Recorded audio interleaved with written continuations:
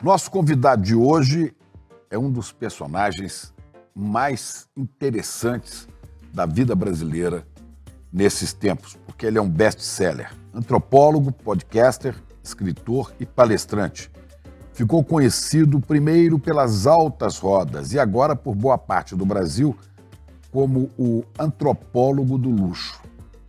A gente está falando de Michel Alcoforado, um carioca que dedicou os últimos 15 anos a pesquisar os multimilionários brasileiros.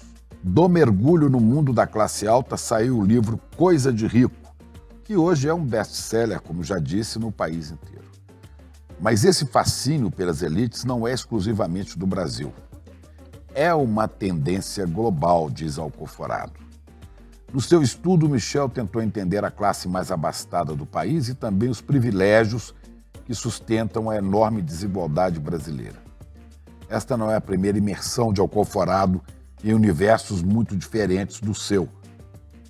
Aos 18 anos, participou de um estudo comparativo sobre envelhecimento entre Brasil e França, e para isso passou a viver num asilo das 8 horas da manhã até as 7 da noite, todos os dias.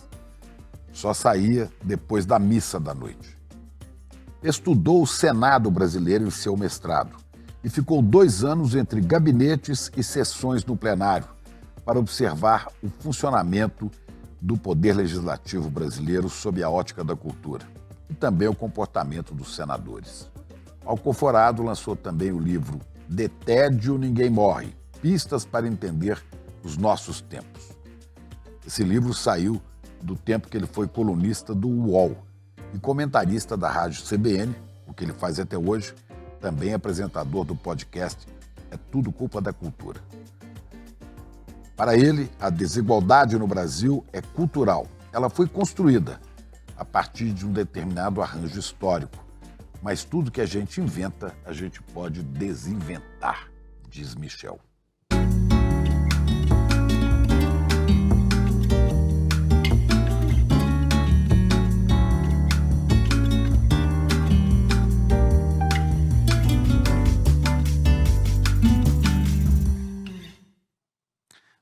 Está aqui o livro de Michel, Coisa de Rico.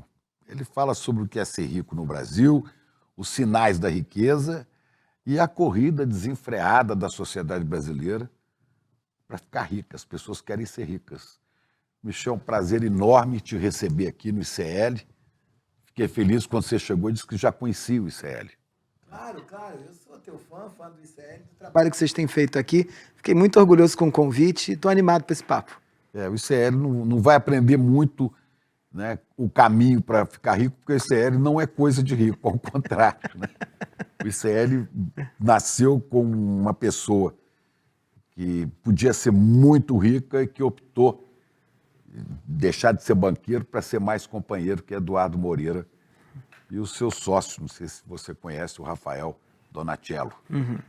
Então estamos aqui para falar de coisa de rico e saber por que você chegou nessa história, por que você, né, virou antropólogo de luxo, do luxo, antropólogo dos ricos. Como é que é essa história? Esse negócio de virar antropólogo do luxo ou de luxo foi uma saída estratégica da pesquisa. Eu estava muito motivado para entender uma coisa que me atormentava, porque na antropologia não é você que escolhe o tema, não, é o tema que te escolhe. Você está um dia andando na rua e você fala, olha, tem um troço que não estou entendendo muito bem. E esse negócio que eu não estou entendendo é o gatilho para a gente começar uma pesquisa. Eu morava no Canadá, e lá no Canadá, óbvio que a gente tinha gente que era rica, gente que não era, e o fulano, quando era rico, dormia em paz, assim. Ele dizia, olha, eu tenho esse salário, eu tenho esse emprego, eu tenho determinada empresa, eu tenho essa casa, meu filho tem essa cara, minha mulher também. Então, quando eu acordo de manhã, eu digo e olho para mim mesmo, eu sou rico e fico tranquilo, e os outros, quando passam na rua, também não tem a menor dúvida de que eu sou rico. E quando eu olhava para a sociedade brasileira, eu comecei a reparar que um monte de gente que eu achava que era rico, não se achava rico, e do mesmo modo, esse pessoal que não se achava rico, batalhava pesadamente para convencer os outros do que era. E aí eu disse, temos um enigma aqui, dado pela cultura, que precisa ser melhor destrinchado, assim. Que sociedade é essa, onde ninguém diz que é, e ao mesmo tempo está todo mundo batalhando para parecer mais do que é? E aí deu a ideia da pesquisa. Pois é, mas você foi parar isso por causa da antropologia. Como é que você virou antropólogo?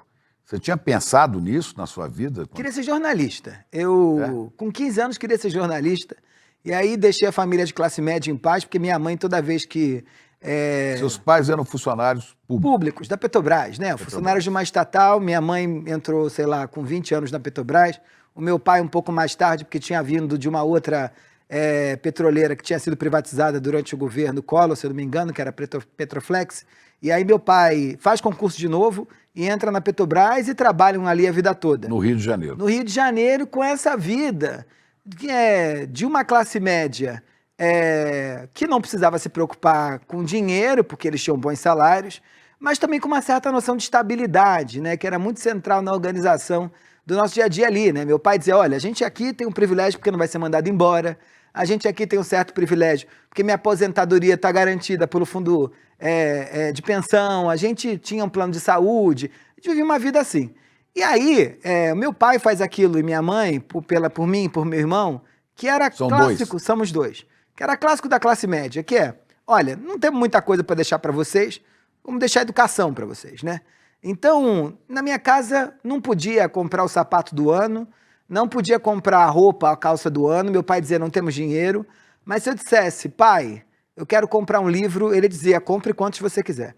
Ao ponto de eu ter, quando eu entrei na faculdade, conta na Livraria da Vinci, você lembra bem? Nossa! Né? Eu chegava lá, era o tempo da Milena, que faleceu há pouco tempo, né? Filha da mãe dela, que era a primeira dona, né? Quem fundou a Livraria Leonardo da Vinci, e tinha um negócio que era maravilhoso lá, que a gente tinha o dólar livro. Como eles eram os primeiros grandes importadores de livro, a gente chegava lá no corredor e gritava, Milena, quanto está o dólar livro hoje? Que é para comprar livro importado, que não tinha sido traduzido para o Brasil. E meu pai depois ia lá e pagava. Então, com muita liberdade para estudar, meu pai vem de uma família muito pobre, minha avó foi lavadeira para ele poder estudar, e meu pai achava que só a educação ia transformar a vida da gente. Então, meu pai dizia, olha, faça o que você gostar, pouco importa o que você vai fazer. Então, quando eu mudei do jornalismo para antropologia... Mas você não chegou a estudar jornalismo? Não, porque com 15 anos eu vi Roberto da Mata falar na televisão, e eu falei... Posso entender o Brasil por carnaval, bunda, futebol, cemitério, samba, macumba. Eu estava acostumado a entender Brasil só pelos economistas, pelo Celso Furtado, pelo Você já lia Celso Furtado com 15 anos? Eu não lia Celso Furtado, mas eu era um adolescente daqueles horrorosos, metido a intelectual, sabe? Então eu assistia programas de televisão, eu assistia muito na TVA Brasil, o Conexão Roberto Dávila, que entrevistava grandes personalidades, e assistia também, às terças-feiras à noite, o programa do Alberto Dines, que ela entrevistava jornalistas. E ali eu falei, não, mas isso aqui, esse cara está entendendo o Brasil, um Brasil que eu vivo, através de símbolos e códigos que eu não tô pensando. E naquela noite eu não dormi. E eu pedi para minha mãe, lá em casa podia comprar quantos livros quisesse. Você queria livro do Roberto da Mata. Eu pedi, mãe, traz A Casa e a Rua para mim. E a minha mãe trouxe A Casa e a Rua para mim, e eu li e não dormi de novo. Eu não dormi mesmo, passei a noite em claro. Você estudava onde lá no Rio? Eu estudava numa escola que era preparatória para o vestibular, porque minha mãe, típica das camadas médias, achava que a gente precisava entrar para a universidade pública, porque assim sua vida ficava mais fácil. Então eu brinco que nas elites... Não é a escola que te botou no rumo do Roberto da Mata? Não, foi seu interesse. O meu interesse. E o meu interesse, obviamente, isso aí tem uma questão racial muito forte dada, né? A gente estudava e transitava por ambientes de elite. Só tinha branco, né? Só tinha branco. Então, a gente não entrava nunca, sabe? Tinha uma barreira dada ali, era muito harmonioso, boa parte das vezes, posso dizer, né? Sobretudo não na escola, na primeira infância, mas depois harmonioso, porque as pessoas já estavam treinadas a fazer o racismo à brasileira, mas eu nunca consegui entrar de vez. E aí os livros foram minha companhia. Então eu li tudo, lia desesperadamente, assim. Eu brinco que se eu conseguisse manter o ritmo de leitura que eu tinha com 20 anos ou com 15 anos, né, quando eu estava ali no começo da minha vida, eu estava muito bem, eu pretendo voltar algum dia a ter esse ritmo de leitura. E aí lia desesperadamente. E aí cheguei no Roberto da Mata. E aí eu falei, eu quero isso na minha vida. Então eu durmo querendo ser jornalista, eu acordo de manhã, me lembro da cena. Querendo ser antropólogo. Meu pai e minha mãe sentados assim na sala e eu falo, gente, mudei de carreira, eu vou fazer ciências sociais, eu vou ser antropólogo. Eles falam, o que é isso? Aí eu disse, eu também não sei direito, mas eu quero pensar igual esse cara aqui pensa. E eu quero estar interessado nisso. E eu já estava minimamente... a Revolução foi muito importante na minha vida, porque eu flertava com o movimento estudantil, eu era próximo do movimento secundarista, próximo a alguma corrente do PT naquele momento, a ADS, a Democracia Socialista, porque eu tinha uma professora que era da Democracia Socialista e me levou para esses campos. E a partir daquele momento eu falo, olha, dá para entender o Brasil a partir da infraestrutura e da superestrutura e das relações de produção, mas tem um mar de coisa aqui também que está para além disso. E aí eu fico apaixonado por isso e entro na antropologia. Você praticamente nasceu quase depois da ditadura, você nasceu em 83. 86, então já tinha acabado a ditadura, né? Mas numa casa com muita consciência racial e com muita consciência de classe. Uhum. Muita, né? Consciência racial, porque eu venho de uma família interracial, meu pai branco, minha mãe preta, numa família preta que sempre foi de classe média. E aí, porque meu avô era da Marinha. E na parte do meu pai, com um viés de classe muito forte, porque meu pai vem de uma origem muito pobre. Então, o debate racial e de classe estava no café da manhã sempre. Pra gente, assim, ao ponto que uma história que eu sempre conto é que agora virou moda fazer o famoso teste do pescoço quando chega no restaurante, que eu chego no restaurante, olho pro lado, veja quantos pretos tem aqui. A gente fazia isso com 3 anos, com 4 anos. Minha mãe chegava e dizia, Michel, quantos pretos tem aqui, para além da gente? Uhum. E a gente olhava pro lado, ela dizia, nenhum, sentado, né, servindo sempre tinha. E ela dizia, ok, traga a Coca-Cola, vamos mudar de assunto, já entendeu o recado. E isso era importantíssimo para a gente não esquecer que a gente era preto. Minha mãe sempre teve essa preocupação gigantesca de não deixar a gente esquecer que a gente era preto. E foi isso que te instigou a conhecer esse mundo dos ricos, que em geral no Brasil são brancos? Eu comecei a flertar com o mundo dos ricos já no mestrado, né? Porque Você fez a universidade Eu fiz graduação em História e Ciências Sociais. Eu fiz graduação em História na UF, depois ao mesmo tempo eu fazia Ciências Sociais na UERJ. E aí no mestrado eu decido que eu quero ir para Brasília. Então eu vou fazer mestrado na Universidade de Brasília, e lá tinha uma área que era chamada Antropologia da Política, por conta da proximidade do poder. E eu decido fazer uma dissertação sobre comunicação e política. O Lula era presidente, se eu não me engano era Lula 2 já, e Lula 2, uma vez eu chego, o Lula estava falando no Itamaraty, eu fui convidado por causa de uma amiga para ir num jantar no Itamaraty, e o Lula fala para aquele monte de gente bem nascido, com vários sobrenomes, uma coisa que me chocou muito, que ele falou assim, vocês sabem por que a cabeça da gente é redonda? A cabeça da gente é redonda para as ideias circularem. E a multidão se levantou empolvorosa e disse, gênio, isso é maravilhoso. E eu pensei, mas isso não faz muito sentido. E aí eu falei, caramba, tem uma dimensão na política que o discurso funciona para além do sentido. Porque na política interessa mais quando o discurso age, ele tem eficácia, muito mais do que se ele tem sentido literal. E aí eu falei, eu preciso estudar que movimento é esse que a comunicação tem. Seria o que hoje se chama de meme? Pegou? Alguma coisa que pega. Isso é uma habilidade dificílima de fazer, né? Não é à toa que nem todo mundo vira bom orador.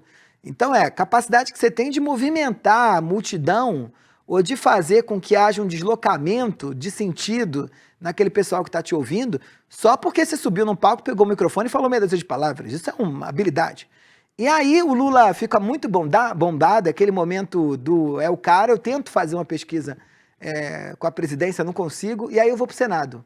E no Senado, o que acontece foi que um dia, eu andando pelos corredores do Senado, eu vejo o senador Monsanta, que era ex-governador do Piauí, um baita orador, tinha vários... Médico, né? Tinha vários gatilhos de comunicação, assim, né? De baita comunicador, falava Piauí, ele dizia Piauí, e tinha vários joguinhos de fala. E eu vejo ele bradar para a multidão, e quando eu estou passando pelo corredor, eu falei, ele deve estar falando para muita gente. Eu estava de terno, eu entro na tribuna de honra, do Senado. Você E estava quando- fazendo sua pesquisa de já mestrado estava já. tentando. E aí, quando eu entro lá, o plenário está vazio. O presidente do Senado estava dormindo, ou semi-batendo cabeça, e eu vejo, ele está falando para quem? Para os anais, para as atas. Então, que é um ponto maravilhoso, porque na política vale você falar, inclusive, quando você não fala para ninguém. Porque a gente sempre acha que a comunicação é esse papo, né? Eu falo para você, você me ouve, O você auditório fala tem que daí tá e traz cheio. para cá. Na política, não. Só o fato de você falar para ninguém já te faz alguém. E as pessoas na política falam para se fazer enquanto alguém, mesmo que ninguém ouça. Isso é belíssimo, isso é belíssimo. E eu vi você explicando que os horários que tinha maior movimento não era para senadores iniciantes. Não, eu peguei um Senado de Quando a elite, casa né? estava cheia. Eu peguei um Senado com Pedro Simão, eu peguei um Senado com Sarney, eu peguei um Senado... Esses, hora que discursava, quando estava Isso, cheio. Eles não isso. subiam lá para falar para as paredes. Exatamente. Então a sessão deliberativa começava às 14h, nessa hora começava o baixíssimo clero do Senado, assim. Então, o que falava 14h? E é maravilhoso, porque a sessão do Senado, se alguém deixa de falar, ela acaba, né? Então, não pode. Então não pode ter silêncio, que é maravilhoso. O momento se sustenta pelo encadear de fala. Se alguém deixa de falar, acabou. Uma parte, excelência. Então, subia nessa hora só gente que era ralé da ralé do Senado. Então subia 14h a ralé do Senado, e quem estava lá no plenário era a ralé da ralé do Senado. E boa parte da construção da invenção se dava nos apartes. Então eu subia, eu sou um senador da ralé, eu falo do meu estado, eu não falo de questões nacionais. E você, Chico, que está sentado me ouvindo, tem que me elogiar. Excelência, grande. E um combina para elogiar o outro. Um combina, porque eu também te elogio quando você faz o aparte sobre aquilo que eu falei. E assim você vai construindo sua reputação dentro da casa. Às 4h começava a votação, né? E aí, nessa hora, os grandes Subiu chegavam. os que iam falar do Brasil, dos grandes. Então o Suplicy chegava essa hora, o Pedro Simão chegava essa hora, o Tasso Gereissati chegava essa hora, o Sarney chegava essa hora, a Marina Silva, que agora é ministra, chegava essa hora. E chegava esse pessoal que tinha poder e reputação suficiente para falar das questões do Brasil. E aí eles subiam e só falavam de Brasil, né? Marina não ia falar, mesmo sendo a senadora do Acre, do Acre. É que ela era dona de uma grande questão nacional, que era o meio ambiente, né? O Sarney era a grande questão nacional, o Suplicy era a grande questão nacional, que era a renda básica, né? O Tasso Gereissati era a grande questão nacional, que era as relações econômicas do Brasil.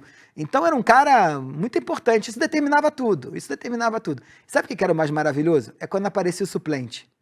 Porque o suplente, coitado, foi catapultado lá porque alguém saiu do cargo, ou morreu, ou assumiu outro cargo. E ele não sabia das regras. Então ele não sabia que hora que ele tinha que chegar. Ele não sabia o que ele ia fazer. O que ele ia fazer, como é que ele pedia a parte, ele não sabia como é que se fazia um discurso. Então penava pra caramba o suplente. Quer dizer, então você primeiro teve esse desafio, né? Penetrar nesse mundo político para fazer a sua tese de mestrado. Foi. E foi muito interessante. E daí você foi pro... Que ali eu descobri quem eram os ricos, né? Porque política e poder econômico, né, estão misturados, né, de algum modo, assim. Chega um determinado momento que o teu capital econômico, para ele se reproduzir, ele precisa de alguma medida se misturar com as elites do poder. As elites com política. As elites do poder, as elites econômicas, em determinado momento, elas precisam se relacionar, né? Não é à toa que é clássico o empresário que deixa os próprios negócios, banca a sua própria campanha para assumir um cargo público ou para virar... porque senão você não consegue, né, no Brasil, né? As elites do poder, elas estão diretamente atreladas aos grandes grupos econômicos. Eu diria, então, que você descobriu aí também que a maneira como é conduzida a política é para manter uma estrutura de poder econômico. As duas coisas estão misturadas, né? Você sabe que durante a pesquisa eu ainda estava fazendo parte da pesquisa, foi aquele momento que o Paulo Guedes, para nossa surpresa, começou a trazer a ideia de que valia a pena taxar rico. E eu estava fazendo a pesquisa quietinho. E os ricos ficaram empolvorosos, assim. Nós vamos a Brasília, você não vai a Brasília também tentar derrubar esse projeto do Paulo Guedes para taxar rico? Eu disse, eu não, estou tranquilo aqui, não tem nada com isso, não. Eles disseram, não. E eu vi, assim, boa parte da elite brasileira entrar nos seus jatinhos para defender seus interesses. Mas isso já foi no governo? Governo Bolsonaro, né? Agora, 2022, né? Antes, né? 2021. Os caras foram para Brasília, bateram na porta de cada senador, de cada deputado, dizendo, esse negócio pode passar, não. Bom, é claro. E você via que os grandes interesses representados ali, em sua maioria, eram os interesses dos ricos. Não é? Inclusive, como a sua mãe te ensinou a observar no restaurante, você chegou no Senado, olhou e tinha preto lá? Tinha o senador Paulo Paim, né, do Rio Grande do Sul. Naquele momento, só o Paulo Paim, né? E a Marina Silva, obviamente, isso que eu ia dizer. Já era a exceção da exceção. Mas daí você foi fazer doutorado. Aí eu descobri que a antropologia era boa demais para ficar só falando com antropólogo. O que mais me motivava, desde que eu saí do mestrado, é tentar deixar nas pessoas o mesmo efeito que o Roberto da Mata tinha deixado em mim, assim. Eu queria que as pessoas soubessem que tem um outro jeito de pensar sobre o mundo. E aí eu decido que eu não queria entrar no doutorado direto. E eu vou para o Canadá fazer uma especialização em antropologia do consumo. Por que o Canadá? Foi o jeito que eu encontrei, porque lá tinha uma especialização em antropologia do consumo na costa oeste do Canadá. E eu queria estudar outras coisas, assim, porque eu tinha ido... Vancouver, por ali? Vancouver, isso mesmo. Uhum. Eu tinha conseguido fazer parte da minha pesquisa de mestrado na Argentina. E na Argentina tinha uma antropologia que não era só uma antropologia acadêmica, era uma antropologia aplicada. E o fato de usar a antropologia para além da academia me interessou. E aí eu descobri, então tá, isso pode ser uma possibilidade, dado que eu não quero entrar no doutorado direto. E aí eu sou capturado pelo tema antes de entrar no doutorado. Então ali nesse período do Canadá, eu vou a Miami, vejo o boom de brasileiros comprando alucinadamente bugiganga. Você foi por sua conta e risco. Minha conta e risco. Você não tinha uma bolsa? Não, nesse momento, não. Meu pai, de novo, muito liberal em relação aos gastos com educação. Eu faço um acordo com meu pai, eu falo, pai, tem como você pagar os primeiros meses do curso e eu me banco lá? E meu pai disse, tá bom, eu te pago esses 3 primeiros meses de curso, a passagem a gente vai comprar com milha e depois você se vira, eu não vou te dar mais dinheiro. E aí eu falei, tá bom, pai. Aí você entrou pelos Estados Unidos, por Miami. E aí eu vejo um Brasil comprando alucinadamente de uma forma que eu não estava acostumado. Assim. Que é o que você conta logo na abertura desse livro, Coisa de Rico. Conta rapidinho essa história pra gente. O que foi que te instigou a fazer essa antropologia dos ricos, do luxo? Eu chego no aeroporto de Miami, tem um casal na minha frente, a imigração ainda tinha aqueles 2 momentos, um carimbava passaporte, o outro você entregava o papelzinho que a gente corria para preencher dentro do avião. E nesse segundo momento, um casal na minha frente, Claudete e Mário Jorge. Claudete e Mário Jorge. Eles entregam um papel, o oficial da migração olha para a cara deles e pergunta quantos dias vocês vão ficar aqui. Eles falam 2 semanas. E o casal pergunta, cadê as malas? Em que hotel, né? Primeiro que hotel vocês vão ficar? Hotel Faena, que é um hotel que tem uma escultura, né, que é um dinossauro, assim, em ouro, né, de um artista, Damien Hirst, Hotel que é um artista importantíssimo, hotel caríssimo. O cara pergunta para eles, cadê as malas? Eles disseram, a gente não trouxe mala, a gente vai comprar tudo, inclusive mala. E aí o oficial, surpreso com aquele fato, convida eles a irem para a salinha de averiguação. E no caminho, o oficial fala uma frase que me jogou na pesquisa, que era, brasileiro é assim, é rico de verdade. Falou com um colega? Falou com um colega. Brasileiro é assim, é rico de verdade. E aí eu falei, para mim eles parecem classe média, e o cara acha que eles são ricos. Então quem é rico no Brasil? E aí dá na pesquisa. Agora eu vou pesquisar. Agora eu vou pesquisar quem é rico no Brasil. E o mais chocante foi que esses limites ou essas confusões entre quem é ou quem não é rico no Brasil acompanha do cara que ganha 30 mil reais por mês, que pode ser considerado alguém rico, dado que faz parte do 1% da sociedade brasileira, mas está no cara que ganha 100 mil por mês, no cara que ganha 300 mil por mês. Ou que ganha 3 milhões por mês. Ou não ganha 3 milhões por mês. Que ganha 100 vezes o que ganha 30 mil. Aí você fala, isso aí é tudo rico. Nessa mas tour não é da bem pesquisa, assim, né? Nessa tour da pesquisa, que tá mais, do lançamento do livro, que está mais engraçado, Chica, que vira e mexe eu entro em fóruns, né, que os ricos me convidam para falar do livro, e é engraçadíssimo que eles me perguntam assim, Michel, como é que os ricos vivem? Os ricos me perguntam, Michel, como é que os ricos vivem? Igual aquele negócio do Globo Repórter, né? Os ricos brasileiros. Onde vivem, o que comem, onde moram, né? Mas isso é fruto de uma sociedade que não conseguiu facilmente se valer de um marcador, claro, para definir quem é e quem não é. Por isso que os economistas fazem, e o que os estatísticos fazem, não é suficiente na sociedade brasileira para definir quem é. Porque como é que um economista ou um estatístico define quem é rico no Brasil? Eles enfileiram o fulano que tem mais dinheiro no Brasil ao fulano que tem menos, né? o E pessoal vão- que está no meio é classe média. O pessoal que está para cá é rico, né? No Brasil, dinheiro não é definidor de posição de classe ou posição hierárquica no Brasil. Ah, mas se o cara tem muito dinheiro, ele é rico. Ele é aos olhos dos outros, mas aos olhos dele, ele vai ter uma vida com conforto. Porque ele pensa, que outra vida eu teria se não fosse essa? Assim? Eu tenho uma vida básica, né? Eu tenho uma vida com aquilo que eu preciso. Como eu viveria sem secretárias? Como eu viveria sem seguranças? Como eu viveria sem cozinheira? Como eu viveria sem morar nesse apartamento por andar? Como eu viveria sem ter casa de veraneio? Como eu viveria sem viajar de executiva? Como eu viveria sem meus filhos estudarem numa escola que custa 15 mil reais por mês? E aí ele olha para a vida e diz, olha, eu tenho noção dos meus privilégios, e a elite brasileira diz essa frase, eu tenho noção do conforto que eu vivo, eu tenho noção de que eu vivo uma vida muito diferente do resto da sociedade brasileira, mas isso não é suficiente para me colocar entre os ricos. O que ele quer para ser considerado rico? Ele quer ter a vida do rico de estimação dele, que é esse rico que ele gostaria de ter a vida. Todo rico no Brasil... Conta uma história que você exemplifique isso. Uma para mim é maravilhosa, é o fato do fulano que a filha estudava aqui numa escola de elite, na Graded, que é uma escola bilíngue, né? No Rio de Janeiro. Não, aqui em São Paulo. Essa escola é daquelas que é algo muito valorizado pelas elites hoje. Quando o fulano se forma no ensino médio, ele ganha 2 diplomas, o diploma brasileiro e o diploma internacional, que eles chamam de bacharelado internacional. E essa garota, essa moça tinha 2 filhas, uma filha de 15 anos e uma filha de 12, e ele pagava, em média, 10 mil reais, 12 mil reais nessa escola, para cada uma das filhas.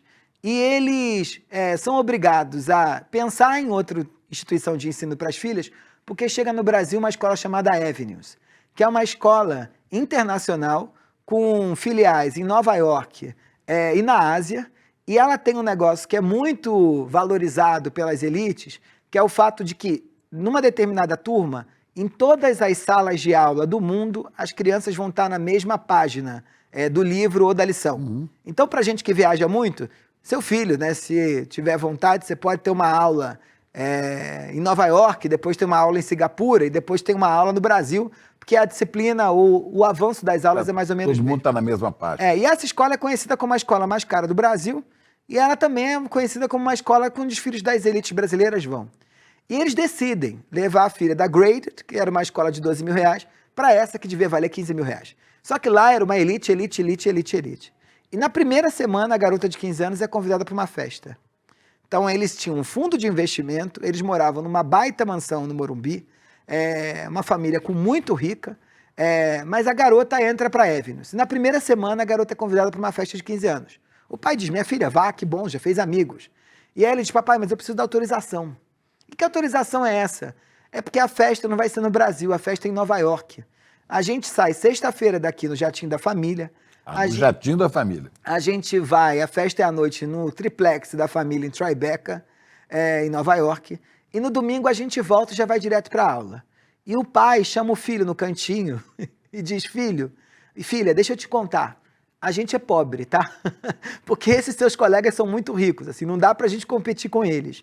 Então, no Brasil, todo rico tem aquele próximo que ele acha que verdadeiramente é rico. É uma coisa sem fim, né? É uma coisa sem fim. Esse talvez seja o principal ponto perverso da sociedade brasileira. Porque é perverso com todo mundo. O fim, o teto, que é o Elon Musk, tem $1 trilhão. É perverso com o rico, que nunca está satisfeito, mas é perverso com a sociedade brasileira, porque esse fulano que nunca está satisfeito, ele vai sempre estar querendo mais, ao ponto de nunca aceitar que precisa dividir um pouco e ao ponto de nunca aceitar que aquilo é suficiente para ele viver tranquilamente, assim. Então, o fato de não ter um lugar claro onde a elite vai e ela diz, olha, a partir de agora tá bom, faz com que os ricos brasileiros queiram sempre mais e nunca possam dormir tranquilos com o que tem, né? Porque eu ganhei dinheiro suficiente para eu aposentar, aí eu começo a me preocupar em ganhar dinheiro suficiente para aposentar meu filho. Aí depois que eu ganho dinheiro suficiente para aposentar meu filho, eu quero aposentar meu neto. Isso não acaba, né? E além disso, você quer viver cada vez num padrão de sofisticação maior, né? E ontem mesmo conversando com uns amigos, né, que são executivos de grandes empresas, eu dizia para eles que eles falam, mas tem um problema muito sério, porque eu conheço muita gente que foi rica e ficou pobre. E eu dizia, olha, boa parte dessa produção de falidos no Brasil está pautado na maneira como a gente inventa a riqueza aqui. Porque como é que é o jogo? Fulano começa a ganhar um aumento, ele vira diretor de empresa, sei lá. Fulano virou diretor de uma grande empresa. Aí ele começa a ter que bancar um padrão de vida que é de diretor de empresa. Ele já muda o carro na hora, ele muda de apartamento, a criança dele vai estudar em outra escola, ele já não aceita passar férias no Guarujá, ele já quer passar férias em Cancún, sei lá, já muda o jogo. Então a poupança do rico brasileiro é sempre diminuta, tá? Ele sempre quer algo que é mais do que... ele sempre gasta muito para bancar um padrão de vida ao ponto de convencerem, ou de se convencer que ele é rico e convencer os outros que ele é. Nessa sua pesquisa, você chegou a descobrir, você chegou a intuir o que esse pessoal quer tendo tantas coisas, sendo tão ricos assim? O que eles querem? Eles querem ser reconhecidos como ricos, só que esse dia nunca chega. Por quem? Por quem está abaixo deles, por quem está acima? Por reconhecido todo mundo. Por quem está acima, né? A referência sempre é quem está acima. É quem está acima, certo? E qual é a perversidade desse negócio, Chico? É que toda vez que você acha que conquistou alguma coisa que vai te incluir, ou que vai te dar esse vínculo de pertencimento às elites, um novo mundo se abre. Então você chega e diz assim, eu vou dormir no melhor hotel de São Paulo. Você dorme lá uma noite, no café da manhã já tem algum rico dizendo para você o seguinte, o melhor hotel da América Latina não é esse, né? É outro. Aí você dorme nesse, e aí fala, olha, o melhor hotel da América não tem hotel de 25 estrelas. E eles vão nessa batalha. Está em Paris. Está em Paris, né? Então não tem nunca esse movimento. Mas a grande batalha é que a posição dentro da sociedade brasileira, ela é frágil. E eles acham que vai acontecer alguma coisa, ou eles vão comprar alguma coisa, ou eles vão virar amigo de alguém que vai dar alguma estabilidade para essa posição. Só que isso não acontece aqui, né? Eu brinco que é quase como você vai na praia e enche a mão de areia, sabe? Você compra uma coisa ou conquista uma posição, você encheu a mão de areia, mas ela automaticamente é esvaziada. Agora, o objetivo fundamental, Chico, para te responder assim, o que os brasileiros são apaixonados, os ricos brasileiros são apaixonados, são pelas distâncias, né? E quem não é rico também, distâncias. A gente batalha fortemente para estar muito próximo de quem a gente acha que é melhor que a gente e batalha triplamente mais para manter longe quem a gente acha que é pior que a gente. Pois é, os ricos não acham que uma pessoa que tem muito conhecimento é alguém que está distante dele? Porque, em geral, né, essa elite brasileira, os ricos brasileiros, do ponto de vista intelectual, são muito pobres. Em geral. Claro que há gente. Né? Eu concordo com você. Concordo com você. Você encontrou isso? O hábito de comprar livro a metro não é um hábito de ex-BBB, ou recém-famoso ou recém-rico. Eu vi gente sofisticada que compra livro a metro, que tem estante de livro e não sabe nem que livros são aqueles. Assim. E não é por acaso, assim, não sou eu que estou dizendo isso. As pesquisas recentes da Associação Brasileira de Livros mostra que entre as elites, 58% da classe A brasileira não leu nenhum livro no último ano. Né? Então, assim, ao contrário da elite francesa, e aí Pierre Bourdieu, um nome importantíssimo, que dizia que, olha, conhecimento e sofisticação intelectual são os atributos importantes, né? Na construção desse gosto, que é uma baita arma simbólica no dia a dia, dentro do contexto francês, ler livro no Brasil não te diferencia nada, não. Você pesquisou também, você descobriu nessa pesquisa, que não basta o sujeito ser rico, ele tem que ser reconhecido por quem está acima como rico. E para isso existem alguns códigos secretos, né? Que nós que não somos ricos não sabemos mexer com eles. Mas às vezes é um relógio que o cara usa, é um sapato, né? Uma bolsa. Né? As coisas de rico. As coisas de rico. Precisa conhecer. E olha que doido, né? Se o cara não usa isso, ele não é reconhecido. Por isso que todo rico no Brasil ostenta. Né? Mesmo que você não esteja entendendo o que ele está ostentando, que às vezes a gente encontra o nosso rico preferido, aí você fala assim, fulano é tão simples, nem parece que é rico, né? É porque você não está entendendo o que ele está ostentando. Assim. Mas ele está mostrando isso para os outros. Para os outros que ele está buscando ser reconhecido como tal. Né? Então, isso é porque, Chico, ao longo da nossa história, a gente não teve muito tempo para se acostumar com o valor do dinheiro. Dinheiro no Brasil a gente entende mais ou menos. Entende mais ou menos como? Assim, para mim, o melhor exemplo é o seguinte. Se eu digo para você que você vai ganhar 10 mil reais aqui e eu te dou um aumento mês que vem e eu te dou 500 reais a mais, esses 500 reais a mais tu não entende muito bem direito, assim, quando você chega num determinado patamar. Porque você gosta de acreditar ou entende aumento mesmo, ou transformação de vida, quando aquilo muda teus hábitos. Então a gente gosta de aumento que se permite você mudar de casa. A gente gosta de aumento que permite você ir a mais a restaurantes. A gente gosta de aumento que a criança muda de escola, assim, né? Você vai viajar para o exterior. Que muda o teu padrão de vida. Então a gente precisa das coisas para entender quem a gente é e entender os outros também. E os ricos dominam isso muito bem, né? À toa que as coisas de rico são fundamentais. E o que são as coisas de rico? São os objetos de luxo, mas amigo é coisa de rico também.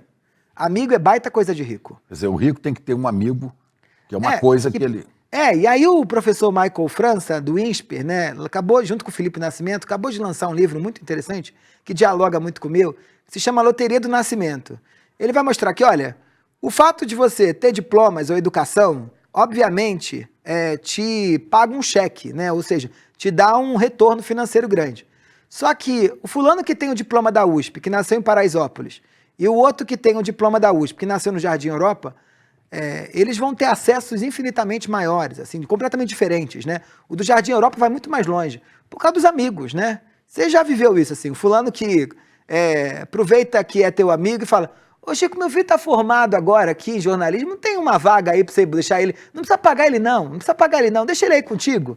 E aí isso, óbvio, é uma baita inserção no mercado de trabalho com um privilégio que ninguém tem. Então amigo é fundamental. É tão fundamental o negócio de amigo como coisa de rico, que uma vez eu estava numa reunião de executivos de grandes empresas brasileiras e o dono da empresa chegou. O dono da empresa chegou e ele gostou muito do papo que eu tive com ele. Ele falou: vou te dar meu cartão. Que aí você vai começar um trabalho de consultoria aqui na empresa, eu vou te dar meu cartão. E ele me deu o cartão dele, era um cartão branco, que tinha o nome dele. Mas não tinha nem o telefone dele, nem o e-mail dele, não tinha nada. Era um cartão branco com o nome dele. E eu não entendi aquilo. Eu falei: por que ele me deu um cartão que eu não posso ligar para ele? É porque eu descobri depois que só o fato de ter aquele cartão era uma prova de que eu tinha encontrado com ele. E se eu tinha encontrado com ele, eu não era qualquer um.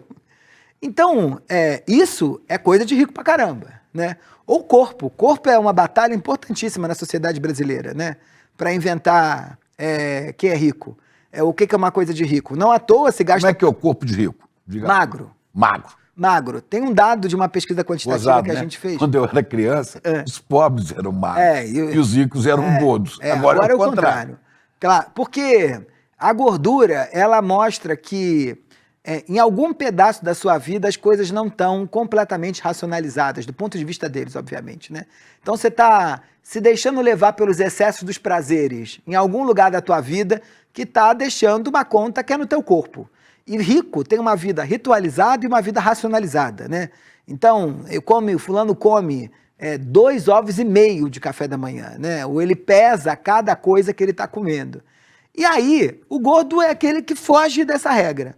Então, olha dado interessante. Uma vez eu fiz uma pesquisa quantitativa lá no Grupo Consumoteca e a gente estava vendo que para pessoas que ganham mais de 30 mil reais, para 70% delas, é mais importante estar em forma do que ter um carro de luxo.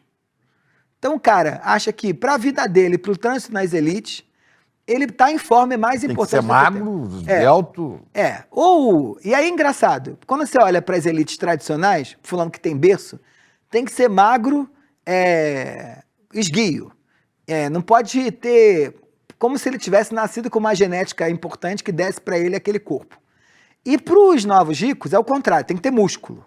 Né? Então esse corpo... por isso que eles estão nas academias. Hipertrofiado. Eu te falo, prolifera academia por todo lugar. Você chega na cidade do interior, tem uma academia. E aí tem que Agora ser grande. não tem uma academia de conhecimento. Não. Que é o nome original da academia, né? Não tem uma academia que você vai estudar, mas tem onde você vai malhar. O que faz com que as pessoas tenham muito músculo e menos alimento para o cérebro. Educação aqui, enquanto valor, é tão doido isso que o diploma interessa mais do que o que você estudou, né? E olha como as distâncias são organizadoras da sociedade brasileira. As elites que estão aí no livro, e boa parte dessas que a gente encontra por aí, não consideram mais a universidade pública como um lugar desejado de mandar os filhos, né? E isso é por conta da política de cotas. A universidade pública era o lugar Das elites, das clássicos, elites. né? Claro, a USP, Isso. a UFMG, Foram inventadas a para isso, UFRJ, para formar a uma UERJ, elite brasileira. para formar a elite brasileira. Depois, com a política de cotas, começaram a aparecer negros aí. Negros e pobres E pobres. dentro das universidades. E aí? E É aí- o ProUni e tal. O que acontece? Meu filho não pode ficar aí. Não, e aí eles começam a valorizar mandar o filho para fora, né? Então, às vezes o fulano manda o filho para estudar na Universidade da Flórida, sei lá, do interior da Flórida, que é infinitamente pior do que um diploma da USP. Mas o que ele vai ostentar como grande diferencial nas suas rodas é o fato de que meu filho está morando fora. Então, meu filho mora fora, vou E ele visitar tem que meu filho contar isso fora. pros outros, isso é uma referência. Sim, porque Tem que senão contar, meu filho a estuda diferença não funciona. Então, cadê seu filho? Meu filho estuda fora, meu filho mora fora, vou visitar meu filho fora. Caramba, tá caríssimo Porque botar filho o fora. Brasil não presta, né? Não tem mais uma universidade à altura dessa elite. E isso eu estou falando das elites, mas estou falando sobretudo das camadas médias também, daquilo que a gente convencionalmente aprendeu a chamar de uma classe média tradicional, né? Que cai nesse conto com muita facilidade, como se fosse possível. E se endivida, né? Para manter essa mise-en-scène, esse teatro de que... É porque às vezes o cara está até caindo de renda, mas ele tem que manter a aparência, porque a aparência pode possibilitar ele acesso. São os à falidos. riqueza. Os falidos são maravilhosos, né? Como é que são os falidos? Porque no Brasil, a posição que você tem na estrutura brasileira, ela é relacional sempre e ela está orientada por uma palavrinha que eu chamo de padrão de vida, que é a palavra categoria nativa, né? O que todo mundo fala aí. E o padrão de vida é uma articulação entre dinheiro e coisa. O ideal é que você tenha os dois muito. Você tem que ter dinheiro no banco e ter muita coisa de rico. Mas quando você perde dinheiro, se for para abrir mão de alguma coisa, abra mão do dinheiro, mas não abra mão das coisas. Então os falidos são aqueles que não têm o dinheiro, mas eles são agarrados às coisas. Passa fome, mas não troca o Isso, seu não padrão troca, não muda de apartamento. de aparência. Eu frequentei casa de falidos aqui em São Paulo e era maravilhoso. Você vai no Morumbi, o fulano esvaziou a piscina, né? Porque é caríssimo manter uma piscina. A casa de rico, em geral, tem cor clara ou cor forte. Então, cobra uma manutenção anual da cor da casa, né? Tem que pintar. O fulano não consegue bancar mais, mas ele não se muda de lá. Eu entrevistei gente que ganhava uma aposentadoria de R$6.000 do INSS e pagava 8 de condomínio. E aí você fala, mas meu filho, por que você não vende isso? Ele falou, ralei muito para chegar aqui, eu vou morar onde? Como é que eu vou receber meus amigos em casa? E o cara vai queimando patrimônio, o restinho, porque ele acredita E eu que o vi título gente assim também, Aham. né, que para receber gente em casa, acaba, de alguma maneira, dando um jeito de todo mundo pagar o jantar ou a recepção, todo mundo contribuir, porque ele não tem condição de bancar. Não tem, mas ele se mantém ali. Agora, se ele não tiver essa casa, ninguém nem vai na casa dele. Então, tem uma certa sabedoria. Há um certo problema aí também, que é o problema da solidão, né? Quer dizer, as pessoas não têm mais, ou nunca tiveram, né, valores permanentes, perenes para a sua vida, né? Ô, Chico, que... Ter é muito mais importante do que o ser. muito mais importante, sobretudo no Brasil, né? Não é à toa que minimalismo aqui não pegou, né? O pessoal compra esse livro dessa japonesa que ensina a ser minimalista, Marie Kondo. Aqui não funciona, porque as pessoas são apaixonadas por comprar bugiganga, né? Olha o sucesso desses aplicativos chineses, né? Mesmo nas camadas populares ou nas camadas médias. Você falou em Olha... chinês, eu vi agora há poucos dias, acho que uma chinesa, acho que a Shein, né? Isso. Abriu uma loja gigantesca em Paris, no centro de Paris, onde há grandes grifes. Os caras quase foram apedrejados lá por uma certa elite, né? Embora as pessoas, a maioria dos parisienses, entraram lá e acharam maravilhoso. Tem muita coisa legal e barata e tal. E no Brasil isso é fundamental, né? Isso é fundamental.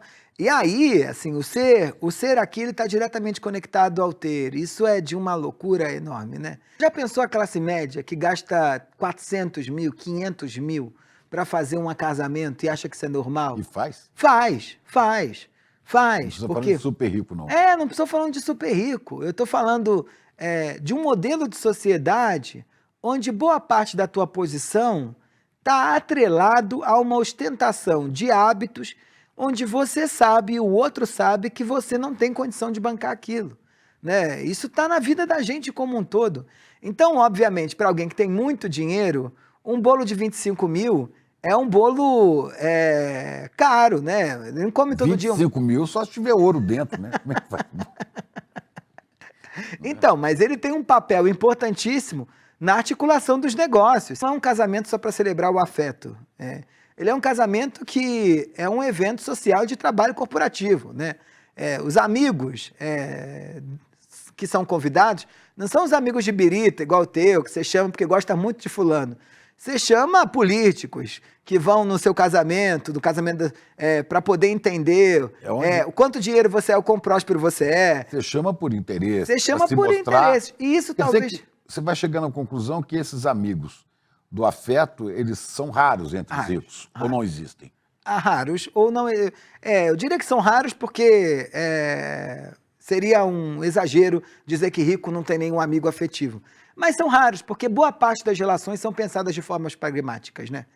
O cara, ele não marca um almoço só para jogar conversa fora. Ele marca o almoço pensando no que aquele almoço pode dar, né? Isso não é caso típico da elite brasileira. A elite francesa e a elite americana é mais ou menos parecida também. Porque a vida, ela começa a ser tão pensada em termos da ritualização ou do porquê você está fazendo cada coisa, que até um simples encontro de família acaba sendo levado nesse mesmo jogo, assim. Então, para que vamos encontrar os irmãos? Há quanto tempo eu não encontro meu irmão?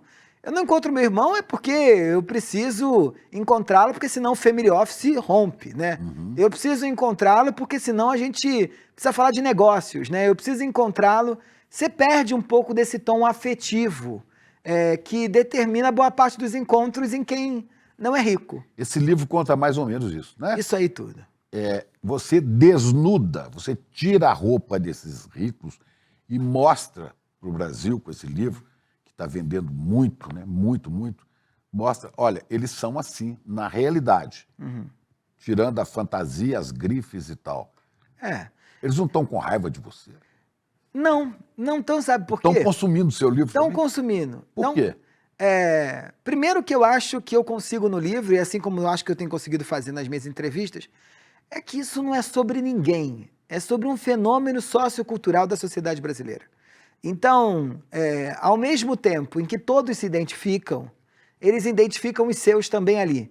E as camadas médias e os mais pobres, quando leem um livro, também, de certo modo, se identificam, porque eu estou falando com um processo de produção da diferença na sociedade brasileira. De certa maneira, também é um manual para aquele novo rico chegar lá em cima. Sim, né? e ele também vai ler e funciona. falar, é assim que funciona. Isso. É isso que eu tenho que fazer. Eu acho que ele conseguiu também funcionar como um negócio de, olha, é mais ou menos assim que funciona, uma camada desse livro está nisso, assim, se comporte mais ou menos assim que você vai parecer rico. E a gente vai entender que quando um governo propõe, né, dá uma isenção de salário, de imposto de renda para quem ganha até 5 mil, mas propõe taxar um pouquinho quem está lá em cima, é essa grita toda, né? Porque não abre mão de privilégios de jeito nenhum. Porque os privilégios organizam as distâncias. O problema não é tirar o imposto de quem ganha até 5 mil. É tirar o imposto de quem ganha até 5 mil e cobrar quem ganha mais de 600 mil por ano. Né? Por quê? Porque aqui se aproximou dois grupos que estavam muito distantes. O grande dilema do Brasil e da sociedade brasileira, sobretudo quando a gente olha a partir do ponto de vista das elites, não é que a vida do pobre não pode melhorar. Ela pode melhorar, desde que a vida do rico melhore na mesmo grau ou melhore ainda mais. Porque a grande cisão da sociedade brasileira é manter a distância. É manter a distância. Manter então, a desigualdade. Se a Coab melhora e se os pobres vivem melhor, ótimo, não tem nenhum problema. Desde que o Jardim Europa ou os bairros de elite melhorem também. De mim, né? Fiquem longe. Né? O problema é quando a gente aproxima grupos que eram as pessoas poderem viajar de avião, desde que não seja o avião que eu vou, né? Porque senão aonde vão as elites, né? É sobre isso. Agora, estando constatado que as elites, né, dominam a estrutura do Estado, né? Tanto você teve no Senado, viu isso, a influência que elas têm, certamente forte no judiciário, e não estou chamando A ou B de corrupto, nenhum juiz, mas um cara que gasta de 15 a 20 milhões para fazer uma festa de 15 anos para uma filha, vai contratar advogado, não estou dizendo que está fazendo isso, longe de mim dizer, mas a possibilidade de comprar alguém da justiça, né? Algum juiz, por alguns milhões, é fácil, né? Porque aí é muito mais. Eu não estou gastando com a minha filha, né? Porque eu não acho nem que. Eu não acho nem que está no fato da corrupção de comprar, não. Está no fato das relações mesmo, né? Com quem que você toma café, com quem que você bebe vinho. Com quem que você divide. Com quem que eu vou para uma ilha grega para fazer uma festa de aniversário, né? É isso que mantém as pessoas no lugar que elas estão. No jatinho de quem, né? Entendeu? Isso. Na hora dessas pessoas, se elas estão na estrutura de Estado, tomarem decisões que vão contra o interesse desse cara, já é mais difícil. É sobre as relações. Então, é isso. O custo de uma festa de 15 milhões não é sobre a festa em si. É como ela te posiciona dentro de um xadrez das relações que alguém que não tem dinheiro para gastar 15 a 20 milhões numa festa não vai estar. Isso, obviamente, na saúde, na doença, na alegria ou na tristeza, vai te posicionar de jeito diferente. E você vai concluindo, portanto, que esse grande problema brasileiro, que é a desigualdade, a injustiça social, não tem cura? Eu acho que tem, mas a gente tem que ser uma sociedade menos apaixonada pela sala VIP. Eu tenho que entender que numa república, a coisa pública ou a res pública é fundamental na invenção dos encontros cotidianos, que na democracia o voto da empregada e o voto do CEO importa do mesmo modo. E que a empregada e o trabalhador não podem votar naquele que está diretamente empenhado no sucesso do senhor e só. Né? Então, o meu ponto é esse, assim, a gente pode reinventar, mas enquanto esse modelo de sociedade for apaixonado por achar que tem dois tipos de gente, a gente que você quer ser, que você mantém próximo de você, e a gente que você quer manter distante, que você não quer nem saber onde está, nem onde está, a única preocupação é que estejam longe, a gente não vai inventar uma sociedade menos desigual. Assim. O imposto sobre taxação de ricos é só um desdobramento desse fascínio da sociedade brasileira, sobre o fascínio dela com as distâncias. Porque, Chico, eu tenho falado isso e para mim é importante reforçar aqui. O mecanismo de reprodução da desigualdade brasileira é mais complexo do que a gente imaginar, que tem um grupo de ricos que senta numa sala e fala, vamos manter a desigualdade como está. Eu posso dizer para você em relação à taxação dos ricos, assim, boa parte dos ricos que estão nesse livro, com quem eu tive contato durante um longo período, são a favor da taxação dos ricos. São a favor, mas eles não se acham ricos para ser taxados. Eles não se acham suficientemente ricos para serem taxados. Então, comigo seria uma injustiça dizer. Isso. Eu não sou assim. Eu sou a favor da taxação dos ricos, mas no outro. E do mesmo modo, isso está na minha pesquisa e está na pesquisa de uma tradição sociológica brasileira. Sobretudo os trabalhos da professora Elisa Reis no FRJ. Assim. As elites brasileiras são preocupadas com a desigualdade social, mas eles acham que é um problema do Estado, não meu. Então, mas o Estado é a solução deles. Porque se apropriam do Estado para manter seus privilégios. Sim, né? Que era Estado mínimo para a sociedade, mas Estado máximo para eles. Né? Se a Revolução Burguesa foi feita assim, né? Florestan Fernandes, né? Totalmente imbricado e totalmente misturado para defender esse lugar. Então, o problema é complexo, assim, é muito complexo. E há necessidade de se mudar uma pedagogia de valores, né? Eu fiquei muito impressionado há poucos dias vendo, você estava lá no Profissão Repórter, do Globo, do meu querido colega Caco Barcelos, um grande jornalista, né, que ele mostrou na Avenida Europa, aqui em São Paulo, que é uma continuação da Augusta lá para a Zona Oeste, onde tem um monte de revendas de carro importado. As pessoas vão para lá, jovens de periferia, jovens, e às vezes famílias com cadeira de praia, para ver carro de rico passar. Põe um café, põe uma geladeirinha com cerveja ou com suco, para ver passar os carros, porque os ricos, para ostentar, passam seus carros por ali. E menino com celular gravando o Porsche, a Ferrari, o barulho que fazem. Né? E vão dizer assim, esse é o sonho da minha vida. Não pode dar certo um país que tem isso como sonho, né? E aí eu acho que essa é um dos traços. Um falou assim, esse motor, esse barulho desse motor, esse barulho insuportável, né? É música aos meus ouvidos, é meu sonho, não pode dar certo. Então, e olha a complexidade da sociedade brasileira, né? Porque quando você olha para outros lugares, você estava citando o caso francês.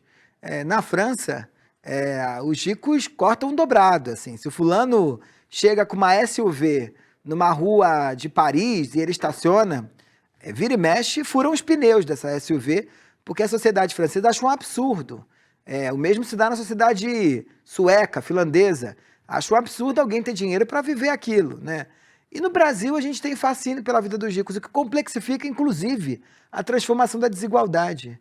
Porque eu vi classe popular defendendo a não taxação dos ricos, né? Porque o fulano de verdade acha que alguma coisa vai acontecer que vai deixar ele no lugar que muita gente de classe popular, quando vê um cara que veio do Nordeste, pobre, né, que foi operário, como o presidente Lula, se candidatando, fala, isso não pode dar certo. Isso falamos de classe popular, claro. pobre, não pode dar certo, porque ele é muito parecido comigo. Né? Ele fala que nem eu, isso não pode dar certo. Tem que botar um rico aí, um cara instruído. Né? Então, esse fascínio pelas elites dá isso. Agora, eu não me surpreendo tanto com os pobres sentando para ver os ricos passarem. Me surpreende também muito que tipo de gente é essa que sai de casa com seu carro, muda o trajeto para passar na Avenida Europa. E acelera para entreter as classes populares. Assim. Isso me chama a atenção, Bessa. E nesse programa, o repórter do Professor Repórter perguntava para esses garotos, não havia famílias também, sentados, gente, sentados. Eu não sei se é sábado de manhã ou domingo de manhã, né? Mas você sabe, eles sabiam todos os dados daquele tipo de carro, né? Não, e falou com o repórter do Professor Repórter, eu já perguntei para ele, o outro falava, eu já tive o privilégio de dar uma volta, que eu pedi para dar uma volta com o cara no carro, um carro conversível, né? É um negócio, um país enlouquecido, né? É um país enlouquecido pela produção da diferença, assim, onde tá todo mundo sabendo, querendo descobrir o que faz para fazer parte do cercadinho. E aí não vai dar para inventar nação, né? Acho que esse é um ponto importantíssimo que a gente não pode esquecer, assim. Uma nação se constrói sobretudo pela ideia de que há algo que a gente compartilha, que nos faz, apesar da diferença, iguais. E no Brasil a gente está mais interessado nas diferenças do que na igualdade. Pois as diferenças que põem aqueles lá em cima, né, aquilo é fruto do produto legal ou ilegal, legal, hein? Do roubo, da exploração dos pobres do país, que são a maioria. E que, às vezes, no ano que vem, 2026, teremos eleições para senador, que é o grande interesse da extrema-direita. Total. Deputados, presidentes, governadores. Não seria a hora desse povo, tem que abrir, todo mundo abrir o olho, né? Tem, mas o debate para isso, né? O teu programa serve para isso, né? A resposta é essa. A gente tem que trazer para a consciência o grande jogo que está escondido por debaixo das nossas preferências e assim a gente começa a mudar. Eu não sou garoto propaganda, eu só faço propaganda do ICL. Aliás, faço muita do ICL sempre, né? E lembrando a camiseta que é da lojinha do ICL. Tem uma frase do Mujica, né? Não olhem tanto para a Europa e para os Estados Unidos. O José Mujica dizia, somos todos latino-americanos. Né? E é assim que a gente tem que emergir. Tá aí, Coisa de Rico. Vamos ler, eu faço propaganda do seu livro. Pô, muito obrigado. Leia Coisa de Rico, para você entender onde é que nós estamos metidos. Pô, muito obrigado, muito obrigado. Obrigadíssimo. Sou teu fã. Muito obrigado. Iluminando os caminhos. Obrigado. As IAs genéricas aprenderam com a internet, e a internet está cheia de mentiras. Elas alucinam, inventam e propagam o caos. O oráculo ICL é diferente. Ele não busca no lixo da desinformação. Ele foi treinado no pensamento crítico dos maiores intelectuais do Brasil. É a primeira IA com compromisso real com a verdade histórica. Não seja um passageiro dos algoritmos. Assuma o controle. Use a inteligência artificial para entender o mundo, não para ser enganado por ele. A revolução educacional é agora. Assine o ICL e acesse a verdade.